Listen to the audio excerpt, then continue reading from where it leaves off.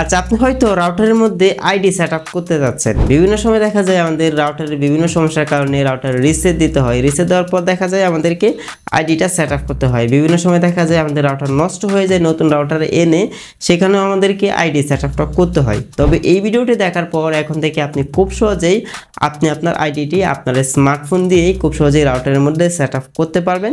এবং কিভাবে সেটআপ করবেন চলুন আপনাদেরকে দেখিয়ে দিই। তবে এই ভিডিওতে আপনাদেরকে দেখিয়ে দিব কিভাবে TP-Link রাউটারের মধ্যে আপনি আইডি সেটআপ করবেন এবং PPO যে আইডিগুলো আছে সেগুলো আপনারা কিভাবে সেটআপ করবেন। তবে তার আগে আপনাদের যে জিনিসগুলোর প্রয়োজন পড়বে, অবশ্যই আপনি আইএসপি থেকে আপনার ইউজার নেম এবং পাসওয়ার্ডটা আপনাদেরকে কালেক্ট করতে হবে। আশা করি এটা আপনারা সকলেই জানেন, আর যারা না জানেন আপনারা কালেক্ট করে নেবেন।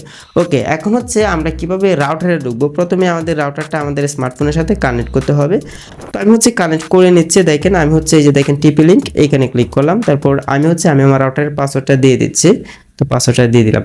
আপনারা রিসেট দেওয়ার পরে দেখবেন রাউটারের পিছনে স্টিকারের মধ্যে আপনাদের অ্যাডমিন পাসওয়ার্ড থাকবে এবং আপনাদের রাউটারের যে পাসওয়ার্ড আছে সেটা থাকবে। আপনারা সেখান থেকে কালেক্ট করে আপনি খুব সহজে এখানে লগ ইন করে নেবেন। ওকে, আমি কানেক্ট করে নিচ্ছি।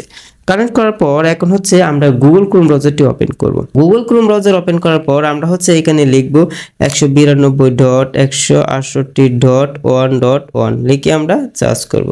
সার্চ করার পর আমাদের সামনে ঠিক এরকম ইন্টারফেস ওপেন হবে। এখন আমাদের রাউটারের পিছনে যে অ্যাডমিন থাকবে সেটা আমাদেরকে দিয়ে দিতে হবে। তো রাউটারের পিছনে অবশ্যই রিসেট দেওয়ার পর অ্যাডমিন থাকবে, যেটা TP-Link। ওকে, তো আমি অ্যাডমিন দিয়ে দিচ্ছি। তারপর নিচে আবার আমি অ্যাডমিন দিয়ে দিলাম। দিয়ে দেওয়ার পর এখান থেকে লগইন এখানে ক্লিক করে দিব। ওকে, তো আমাদের কিন্তু লগইন হয়ে গেছে। এখন আমাদেরকে আইডি সেটআপ করতে হবে, বা আমরা চাইলে আমাদের রাউটারে যে পাসওয়ার্ড আছে সেটা চেঞ্জ করতে পারবো, আমাদের রাউটারের নেমও চেঞ্জ করতে পারবো।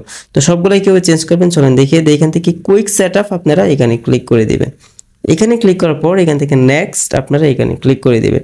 এখানে ক্লিক করার পর এরকম ইন্টারফেস শো করবে। আপনাদেরকে আমি বলছিলাম যে PPO যে আইডি আছে সেটা আপনারা সেটআপ কিভাবে করবেন। তো আমি এখান থেকে এই যে PPO এটা সিলেক্ট করলাম। তো PPO সিলেক্ট করার পর এখন এখান থেকে নেক্সট আমরা আবার এখানে ক্লিক করে দিই। তারপর এখানে আপনারা দেখতে পারবেন ইউজার নেম, পাসওয়ার্ড এবং কনফার্ম পাসওয়ার্ড। এগুলো আপনি আইএসপি থেকে কালেক্ট করবেন। তারপর এখানে এগুলো দিয়ে দেবেন। অবশ্যই আপনাদের ইউজার নেমটা কালেক্ট করতে হবে আর পাসওয়ার্ডটা, তা না হলে কিন্তু আপনি আইডি কখনো আপনার রাউটারের মধ্যে সেটআপ করতে পারবেন না। ওকে, আমি আমারটা দিয়ে দিচ্ছি। ওকে, আমি ইউজার নেম দিয়ে দিলাম। তারপরে এখন আমি পাসওয়ার্ডটা দিয়ে দিচ্ছি। ওকে, সেম পাসওয়ার্ড আমি আবার নিচে দিয়ে দিচ্ছি কনফার্ম পাসওয়ার্ড। পাসওয়ার্ড দেওয়া হয়ে গেলে এখান থেকে নেক্সট আমরা এখানে ক্লিক করে দিব। ওকে, নেক্সটে ক্লিক করার পর এখন আমরা চাইলে আমাদের রাউটারের যে নাম আছে সেটা চেঞ্জ করতে পারবো। ধরেন আমি নামটা এখান থেকে কাট করে দিচ্ছি। এটা রাউটারের ডিফল্ট নেম। আমরা আমাদের নেমটা ব্যবহার করব। আমি আমার নামটা দিচ্ছি। দেখেন আমি আমার নামটা দিয়ে দিলাম। তারপর নিচে আমরা রাউটারের যে পাসওয়ার্ড আছে সেটা দেখতে পারবো। আমি পাসওয়ার্ডটা এখান থেকে কাট করে আমি আমার মতো করে পাসওয়ার্ড দিয়ে দিচ্ছি। ধরেন আমি এখান থেকে 1 থেকে 8 পর্যন্ত পাসওয়ার্ডটা দিয়ে দিলাম। দিয়ে দেওয়ার পর এখান থেকে নেক্সট আমরা এখানে ক্লিক করে দিব। নেক্সটে ক্লিক করার পর ফিনিশ করে দিলেই আমাদের কাজ টোটালি কমপ্লিট হয়ে যাবে।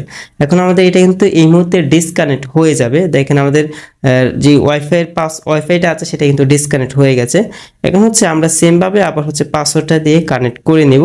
এই যে দেখেন আমার যে নামটা দিয়েছিলাম সেই নামটা শো করতেছে। আমি পাসওয়ার্ড এখানে দিয়ে দিচ্ছি। তবে আমাদেরকে ফরগেট দিতে হবে। ফরগেট দিয়ে তারপর আমাদেরকে পাসওয়ার্ডটা দিতে হবে।